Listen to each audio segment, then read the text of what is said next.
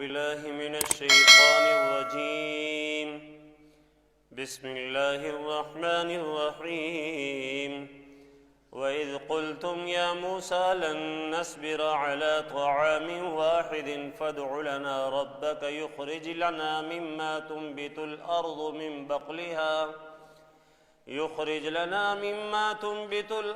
من بقلها وقثائها وفومها وعدسها وبصلها قال أتستبدلون الذي هو أدنى بالذي هو خير اهبطوا مصرا فإن لكم ما سألتم وضربت عليهم الذلة والمسكنة وباءوا بغضب من الله ذلك بأنهم كانوا يكفرون بآيات الله ويقتلون النبيين بغير الحق ذلك بما عصوا وكانوا يعتدون.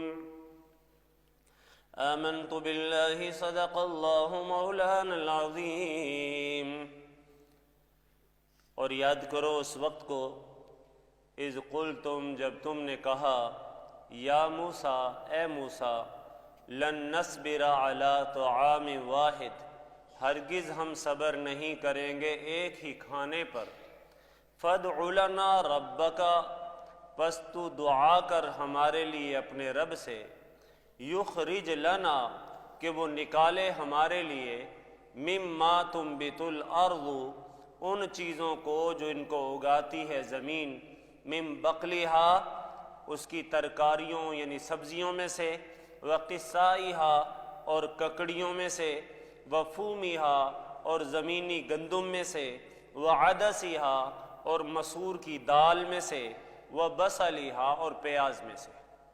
جی قال تو حضرت موسیٰ نے فرمایا اتستبدلون کیا تم بدلے میں چاہتے ہو الذی هو ادنا وہ چیز جو ادنا اور گھٹیا ہے بالذی اس چیز کے ہوا خیر جو بہتر ہے.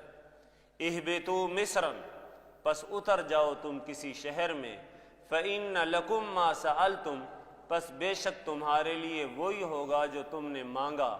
وضربت علیہم الذلۃ والمسکنہ مسلط کر دی گئی ان پر ذلت والمسکنہ اور محتاجگی. وباءوا بغضب من اللہ یہ لوٹے اللہ کے غضب کے ساتھ. ذالک بانہم یہ اس وجہ سے ہوا کانوا یکفرون بآیات اللہ کہ انکار کرتے تھے اللہ کی آیتوں کا. وَيَقْتُلُونَ النَّبِيِّينَ بِغَيْرِ الْحَقِّ اور نبیوں کو ناحق قتل کرتے تھے. ذَلِكَ بِمَا عَصَوْا وَكَانُوا يَعْتَدُونَ یہ اس وجہ سے کہ یہ نافرمانی کرتے تھے وَكَانُوا يَعْتَدُونَ اور حد سے تجاوز کرتے تھے. بنی اسرائیل کی تمرد اور سرکشیاں بیان ہو رہی تھیں اور ان پر اللہ کی طرف سے جو کیے جانے والے انعامات تھے وہ گزشتہ دروس میں بیان کیے جا چکے ہیں کہ اللہ نے ان کو فرعون سے نجات دی، غلامی سے آزادی ملی، فرعون جیسے ظالم اور اس کی قوم کو غرق کیا. اللہ نے ان کو وادی سینا میں من و سلوا بغیر کسی مشقت کے بٹیر اور سویٹ ڈش کے طور پر من یعنی ترنجبین عطا کی. لیکن اس کے باوجود یہ اپنی روش اور اپنے تمرد اور سرکشی سے باز نہیں آئے تو اللہ نے ان پر طاعون جیسے عذاب کو نازل کیا. اور یہاں پر قرآن کریم کا ایک اسلوب ہے کہ قرآن کریم جو واقعات بیان کرتا ہے اس کے حوالے سے کوئی ترتیب ضروری نہیں ہوتی. جی یہ ضروری نہیں ہوتا کہ جیسے بنی اسرائیل جہاں سے چلے تھے تمام کے تمام واقعات کو قرآن نے ترتیب سے بیان کیا ہو. کیوں؟ اس لیے کہ قرآن میں مقصود قصے اور کہانیوں کو بیان کرنا نہیں ہوتا بلکہ قرآن کے اندر تو مقصود عبرت اور نتائج اور اسباق پر نظر ہوتی ہے کہ کس واقعے سے کیا سبق مل رہا ہے. چنانچہ انہی میں سے ایک واقعہ ہے وادی سینا میں جب ان کو من و سلوا بغیر مشقت کے مل رہا تھا. اعلیٰ قسم کے بٹیر ان کو کھانے کے لیے ان کے خود پاس چل کر آتے تھے اور اسی طرح ان کے لیے ترنجبین اور طرح طرح کے میٹھی چیزیں پیش ہوتی تھیں.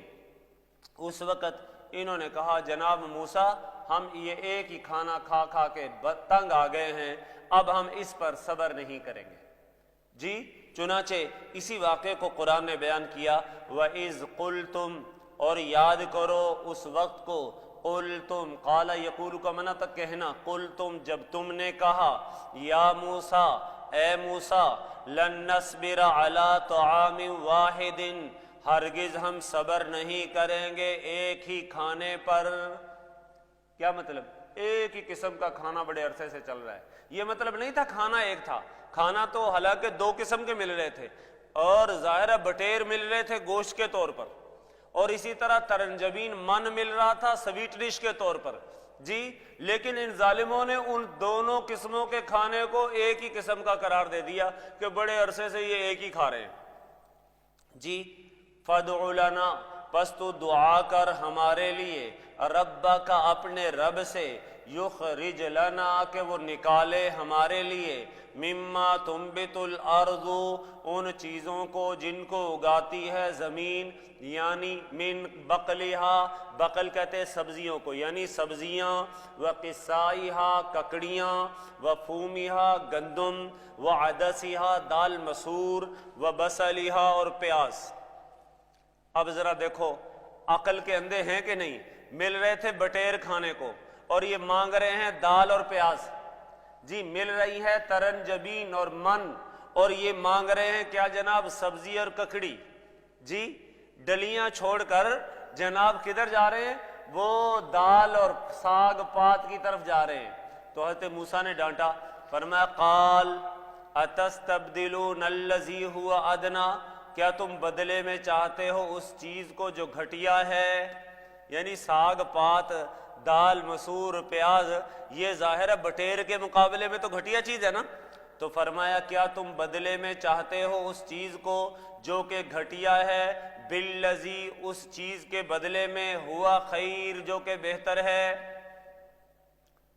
اب انہوں نے کہا جی ہمیں تو بس وہی چاہیے، ہم کھا کھا کے تنگ آ گئے ہیں، ہمیں اب بٹیر نہیں چاہیے، اب ہمیں من سلوا نہیں چاہیے، جناب اب کیا چاہیے؟ ہمیں تو لہسن چاہیے، ہمیں پیاز چاہیے، ہمیں جناب یہ چرپرا معاملہ چاہتے تھے کہ جناب اب چہرے کا، زبان کا ذائقہ ذرا تبدیل ہو۔ جی تو فرمایا اہبطوا مصرا، اچھا چلو پھر اتر جاؤ تم کسی شہر میں، اور وہاں جا کر محنت و مشقت کرو، جیسا کہ فرعونی لوگ کرتے تھے۔ مصر کے اندر کیا کرتے تھے جناب؟ فرعونی حل چلاتے تھے، اور وہاں مشقت اٹھانی پڑتی تھی، گوڈیاں کرنی پڑتی تھی، کھیتوں کو پانی لگانا پڑتا تھا۔ اب دیکھو من و سلوا تو بغیر مشقت کے مل رہا ہے۔ تم جاؤ کسی شہر میں اترو، اور وہاں پر جا کر کیا کرو؟ محنت کرو، ہل چلاؤ، پھالا لو، جناب گوڈیاں کرو، رمبے چلاؤ، اور وہاں پر اپنی مرضی کے چاہت کے مطابق سبزیاں کھاؤ۔ فَإِنَّ لَكُمْ مَا سَأَلْتُمْ، بے شک تمہارے لیے وہی ہوگا جو تم نے مانگا۔ اب ظاہر ہے اگر پیاز کو چاہیے پیاز بولو، اگر تمہیں لہسن چاہیے لہسن لگا لو، اگر تمہیں پودینہ چاہیے، ہری مرچ چاہیے، کالی مرچ چاہیے، جو چاہیے وہ لگا لو جناب۔ اسی طرح تمہیں اناج چاہیے، تمہیں غلہ باجرہ چاہیے، تمہیں گندم چاہیے، تو جو چاہو گے، دال مسور چاہیے، دال چنا چاہیے، جو چاہو لگا لو، محنت کرو، کھاؤ۔ وَضُرِبَتْ عَلَيْهِمُ الذِّلَّةُ وَالْمَسْكَنَةُ، اللہ کہتے ہیں ان پر ذلت اور محتاجگی اتار دی گئی۔ ایک طرف تو کیا ہے، بغیر مشقت کے من و سلوا کھا رہے تھے، اب جب ان کی ڈیمانڈیں بڑھی، تقاضے بڑھے، مطالبے بڑھے، تو اب ظاہر ہے اب ان کو ہل جوتنا پڑتا تھا، پھالے لگانے پڑتے تھے، گوڈیاں کرنی پڑتی تھیں، رات برات پانی لگانا پڑتا تھا، تو اب ظاہر ہے ذلت بھی آئی۔ چنانچہ یہ جو کھیتی باڑی ہے نا، کاشتکاری، آسان کام نہیں ہے، بڑا مشکل کام ہے جناب۔ اب بیچارے کو رات کو اپنا بستر چھوڑ کر جب پانی کے لیے لگانے کے لیے جانا پڑتا ہے، تو ذرا پوچھو تو صحیح کس بھاؤ روٹی ملتی ہے؟ یہ گندم کھانا کوئی آسان تھوڑا ہے جی۔ وہ اب یا اسی طرح جب موسم دیکھ کے ابھی گندم پکنے کے قریب ہے اور ادھر سے بادل آ رہے ہو نا، اوئے ہوئے زمیندار کی جان کو آتی ہے، لالے پڑتے ہیں، کہتے اللہ ایسے نکل جائے یہ جی۔ تو فرمایا وَضُرِبَتْ عَلَيْهِمُ الذِّلَّةُ، مسلط کر دی گئی ان پر ذلت، والمسکنہ اور محتاجگی۔ وبا، یہ یہودی تھے نا، بنی اسرائیل کے یہودی، اللہ نے کہا ان پر ذلت اتار دی گئی، مسکنت اتار دی گئی جی۔ وَبَاءُوا بِغَضَبٍ مِّنَ اللَّهِ، اور یہ لوٹے اللہ کے غضب کے ساتھ۔ چنانچہ اس وقت سے یہود جب سے یہ یہاں سے مطلب ہے مصر کی طرف گئے ہیں، فرعون سے آزادی پائی ہے، اس وقت سے یہودیوں کو حکومت نہیں ملی جی۔ رسول کریم صلی اللہ علیہ وسلم کا زمانہ آیا تو حضور نے ان کو سمجھایا، دیکھو تمہارے بڑے یہودی ایسے ذلیل و رسوا ہو کے گئے ہیں، من و سلوہ کی بجائے ان کو دال پیاز کی طرف جانا پڑا ہے جی، تو اس لیے تم باز آ جاؤ، تمرد اور سرکشی سے باز آ جاؤ، اللہ کی اطاعت اور فرما برداری کی طرف آؤ، لیکن انہوں نے بھی نہیں مانا جی، تو اللہ نے ان پر ذلت اور محتاجگی اتار دی۔ چنانچہ یہ مستقل طور پر پوری دنیا میں آج تک کہیں حکمران نہیں بنے۔ اب اگر کوئی کہے اسرائیل میں تو ان کی حکومت ہے، تو قرآن نے دوسری جگہ کہا ہے چوتھے پارے میں الا بحبل من اللہ وحبل من الناس، ہاں ان کو اگر حکومت ملے گی تو یا تو اللہ کے سہارے سے کہ اللہ کی اطاعت پر آ جائیں تو حکومت مل سکتی ہے، او بحبل من الناس، یا لوگوں کے آسرے اور سہارے پہ، کہ جناب یہ برطانیہ، امریکہ اور اسی طرح فرانس ان کے باج گزار غلام بن گئے، اور اب ظاہر ہے ان کا سہارا ان کو مل گیا، تو آج بھی اگر امریکہ اور برطانیہ اسرائیل سے اپنی پشت، اپنا سہارا کھینچ لیں تو یقین جانو اسرائیل کو تباہ کرنے کے لیے تو غزہ کے مجاہد کافی ہیں۔ تو اگر ان کو کہیں حکومت ملی ہے وہ دوسروں کے آسرے پر ہے، امریکہ کی بیساکھیوں پر ہے، برطانیہ کی بیساکھیوں پر ہے، ورنہ ان کے پاس یہودی اللہ کا فیصلہ ہے، وَبَاءُوا بِغَضَبٍ مِّنَ اللَّهِ، یہ اللہ کا غضب لے کر لوٹے ہیں، اور ان پر ضُرِبَتْ عَلَيْهِمُ الذِّلَّةُ وَالْمَسْكَنَةُ، ان پر ذلت اور مسکنت اتار دی گئی ہے۔ ذَلِكَ، کیوں؟ بِأَنَّهُمْ كَانُوا يَكْفُرُونَ بِآيَاتِ اللَّهِ، یہ بڑے ظالم تھے، ان یہودیوں نے اللہ کی آیتوں کا انکار کیا ہے، اللہ کی آیتوں کا انکار کرتے تھے، وَيَقْتُلُونَ النَّبِيِّينَ بِغَيْرِ الْحَقِّ، اور نبیوں کو ناحق قتل کرتے تھے۔ اب سوال پیدا ہوا یہاں بغیر الحق کیوں کہا ہے؟ نبی کو قتل کرنا تو ناحق ہی ہے، تو جواب یہ ہے کہ خود بھی اس کو ناحق سمجھتے تھے، خود بھی ظلم سمجھتے تھے جی۔ ایک تو ہوتا ہے نا بعض اوقات آدمی کوئی گناہ کر رہا ہوتا ہے اور وہ کہتا ہے میں حق پر ہوں، لیکن یہ ظالم نبیوں کو قتل کرتے تھے اور سمجھتے بھی تھے ہم ظالم ہیں، پاپی ہیں، ناحق ہیں، لیکن اس کے باوجود نبیوں کو، حضرت یحییٰ علیہ السلام کو ان ظالموں نے قتل کیا ہے، حضرت زکریا علیہ السلام کو انہوں نے قتل کیا ہے، یرمیا ایک نبی تھے ان کو انہوں نے قتل کیا ہے، شعیا ایک نبی تھے ان کو انہوں نے قتل کیا ہے، بلکہ دارمی کی روایت ہے کہ ان ظالموں نے ایک ہی دفعہ میں 300 اللہ کے نبیوں کو قتل کیا ہے۔ اب ظاہر ہے جس قوم نے نبیوں کو قتل کیا ہو تو اللہ فرماتے ہیں ان پر اللہ کا غضب اس وجہ سے ہے کہ یقتلون النبیین، یہ نبیوں کو ناحق قتل کرتے تھے، ذالک بما عصوا وکانوا یعتدون، اور یہ اس وجہ سے کہ یہ نافرمان تھے، وکانوا یعتدون، اور حد سے تجاوز کرنے والے تھے۔ اور آج بھی ان یہودیوں کو یہ نحوست ملی ہے کہ آج بھی یہ نبیوں کے وارثوں کو قتل کر رہے ہیں، اپنی روش سے باز نہیں آئے جی۔ جو بنی اسرائیل کے یہودی جس طرح نبیوں کو قتل کرتے تھے، آج اسرائیل میں فلسطینی مسلمان جو نبیوں کے وارث ہیں، جو قبلہ اول کے محافظ ہیں، آج بھی اپنی اسی روش پر قائم ہیں، اور ان پر اللہ کی مار ہو، اللہ کی پکڑ ہو، اور ظاہر ہے یہ آج کے دور میں تو یہ اس وجہ سے ہے کہ آج مسلمان بزدل ہو گئے، 56 اسلامی ممالک ہیں، اور ان 56 اسلامی ممالک کے حکمران مجرمانہ خاموشی میں مبتلا ہیں، کسی ایک کے اندر یہ جرأت نہیں کہ وہ اسرائیل کو لگام دے یا کم از کم مذمتی بیان دے دے۔ جناب وہ کہہ رہے ہیں اسرائیل حق پر ہے، اسرائیل مسلمان فلسطینی مسلمانوں کی نسل کشی کر رہا ہے، اور ہمارے جناب اسلامی ریاست، مسلمان کہلانے والے، اپنے آپ کو ایٹمی قوت کہلانے والے جی، اور باقی 56 اسلامی ممالک وہ بالکل خاموشی سے وہ کہہ رہے ہیں ان کا مسئلہ ہے. افسوس ہے. انما المؤمنون کجسد واحد، میرے نبی تو فرما کے گئے تھے ساری دنیا کے مسلمان ایک جسم کی طرح ہیں. جسم کی آنکھ میں تکلیف ہو پورا جسم بے چین ہوتا ہے، سر میں درد ہو پورے جسم میں درد ہوتا ہے. لیکن آج افسوس اس بات کا ہے فلسطینی مسلمانوں کے دکھ کو اپنا دکھ کوئی سمجھنے کے لیے تیار نہیں ہے. وہ کہتے ہیں انہی کا دکھ ہے. میں بڑی ذمہ داری سے عرض کرتا ہوں، یقین جانو احادیث پر نظر کرنے سے پتہ چلا ہے کہ قیامت کے قریب 2 علاقوں میں بڑی آزمائش آئے گی. قیامت کے قریب 2 علاقوں میں بڑی آزمائش آئے گی. ایک علاقہ تو یہی ہے فلسطین اور شام کا جس میں آج کل آئی ہوئی ہے، اور دوسرا علاقہ پتہ کون سا ہے؟ وہ کوئی اور علاقہ نہیں ہے، وہ آپ کا غزوہ ہند ہے.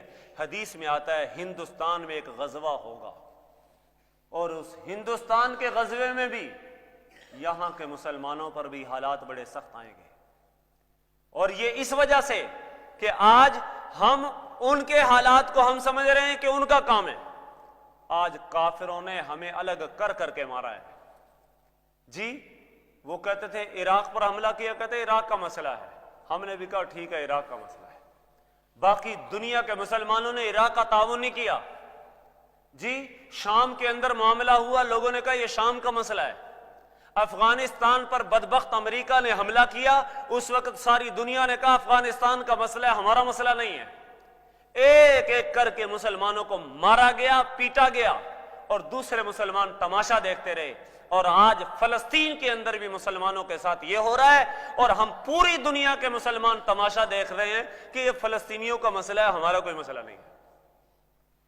اور میں قرآن و حدیث پر پوری نظر کے ساتھ یہ بات پورے وثوق اور یقین کے ساتھ کہہ رہا ہوں کہ جناب قیامت کے قریب 2 علاقوں میں مسلمانوں پر حالات بڑے سخت آئیں گے. ان میں سے ایک علاقہ یہ ہے فلسطین اور شام کا، جہاں پر آج مسلمانوں کے پاس کوئی ایک گھر نہیں ہے.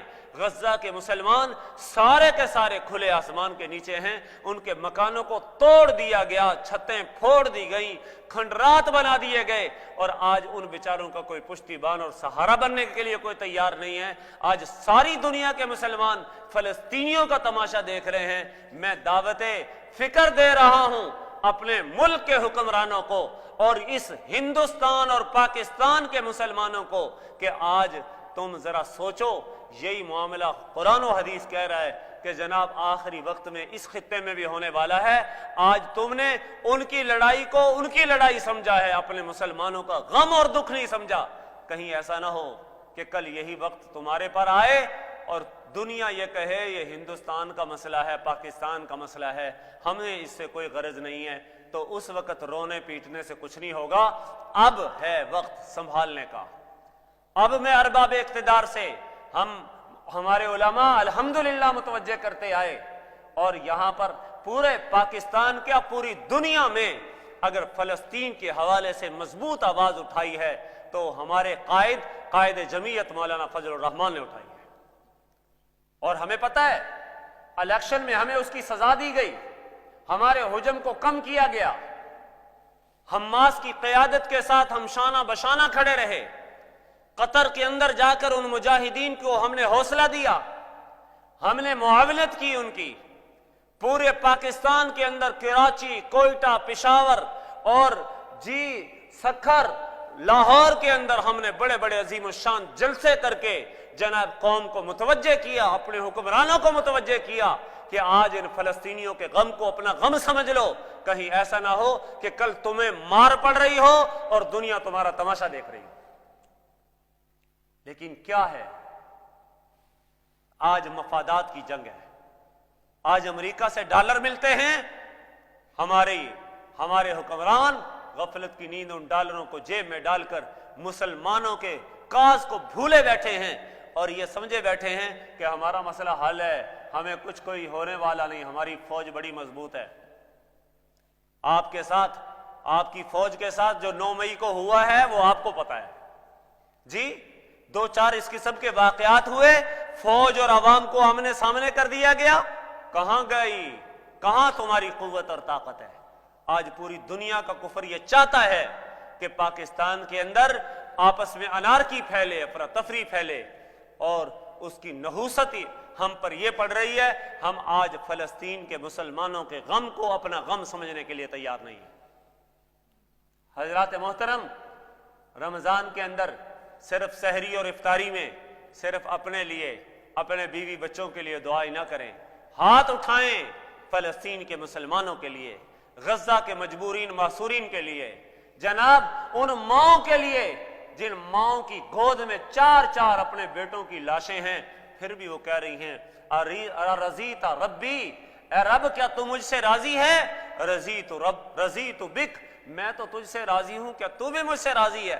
خدا کی قسم اس ماں کا کلیجہ اور جگر میں سلام پیش کرتا ہوں اس فلسطینی ماں کو جس نے آج بھی قبلہ اول کی حفاظت کے لیے اپنے جگر کے گوشے سپرد کر دیے اور ذرہ برابر بھی پرواہ نہیں کی۔ خدا را آج اس بے حیائی کے رسم و رواج کو چھوڑو۔ ہمیں جس طرف لگایا گیا ہے نا، یہ سازش ہے۔ ہمارے نوجوان کو موبائل تھما دیا گیا، اس کو یوٹیوب اور فیس بک کا دلدادہ بنا دیا گیا، اس کو بے غیرتی بے حیائی سکھائی گئی، اس کو ماں باپ سے جدا کر دیا گیا، اس کو خاندان سے توڑ دیا گیا، اس کو جناب یہودیوں کی راہ پر قائم کر دیا گیا۔ کس وجہ سے؟ آج دنیا کا کفر چاہتا تھا کہ پاکستان کے مسلمان کے اندر غیرت ہے، یہاں کا جوان اسلام کی آواز اور مسلم امہ کی درد کی آواز اٹھاتا ہے۔ آج مسلمان پاکستانی نوجوان کو تو اس طرف لگا دیا گیا اور کہہ دیا گیا کہ اب ہمیں اس کی کوئی پرواہ نہیں ہے۔ ساری دنیا میں سب سے زیادہ نیٹ کے صارفین اگر ہیں تو پاکستان میں ہیں، اور پاکستان کے نوجوان ہیں۔ دنیا میں کوئی اتنا موبائل نہیں دیکھتا جتنے پاکستانی نوجوان موبائل دیکھتے ہیں، اور سروے یہ ہے جتنا گند یہاں کے نوجوان دیکھتا ہے پوری دنیا کے لوگ اتنا نہیں دیکھتے۔ اور ہم سمجھتے تھے جس کو ترقی وہ ہماری بیماری کا سبب ہے، وہ ہمارے زوال کا سبب بن گیا۔ ہم اپنے بچوں کو نیٹ، ہم اپنے بچوں کو جناب کی پیڈ موبائل لے کے دے رہے ہیں، ہم ان کو کہہ رہے ہیں کہ جناب ہمارے بچے بڑے ترقی کی طرف جا رہے ہیں۔ یقین جانو ہماری نسلوں کو اسلام سے بیگانہ کر دیا گیا ہے۔ آج سوشل میڈیا پر شریعت اور اسلام کا مذاق اڑایا جا رہا ہے، اور لوگ اس پر مطمئن ہو کے بیٹھے ہیں کہ واہ واہ جناب یہ ہم بڑی ترقی کی طرف جا رہے ہیں، اور ہمارے اندر ایسے انداز میں زہر گھولا جا رہا ہے، شریعت کی باتوں کا مذاق اڑایا جا رہا ہے۔ اور کیا ہے جناب، ایک سوشل میڈیا پہ ایک جناب کوئی تصویر وائرل کی جاتی ہے، شریعت کا مذاق، تراویح کا مذاق، اور آدمی سمجھتا ہے یار یہ واقعی بات ایسے ہی ہے۔ وہ کہیں تراویح ہو رہی ہے اور تراویح میں ظاہر ہے لمبی تراویح ہے، تو پیچھے لوگ دو چار لیٹ گئے، ان لیٹے ہوئے لوگوں کی تصویر لی اور کہا کہ جنازے اور تراویح میں تھوڑا سا ہی فرق ہے۔ کیا فرق ہے؟ جنازے میں لاش آگے پڑی ہوتی ہے، تراویح کی نماز میں لاشیں پیچھے پڑی ہوتی ہیں، اور آدمی سمجھتا ہاں بات تو ایسا ہی ہے۔ ارے بھائی بات ایسے نہیں ہے، تمہارے دلوں سے نماز تراویح کی اہمیت ختم کر دی گئی، اور یہ دکھایا گیا ہے کہ کوئی بات نہیں، امام قرآن پڑھتا رہے تم پیچھے جا کے لیٹتے رہو، اور جب رکوع آ جائے تم جا کے نماز میں شریک ہو جانا۔ تمہاری نماز تراویح کا مذاق اڑایا گیا اور تم اس کو وائرل کر رہے ہو، اور سمجھتے ہو کہ جناب ہم نے دین کی خدمت کی ہے۔ افسوس، میر کیا سادہ ہیں بیمار ہوئے جس کے سبب اسی عطار کے لونڈے سے دوا لیتے ہیں۔ ہماری بیماری کا جو سبب تھا ہم نے انہی چیزوں کو صحت کا سبب سمجھ لیا ہے۔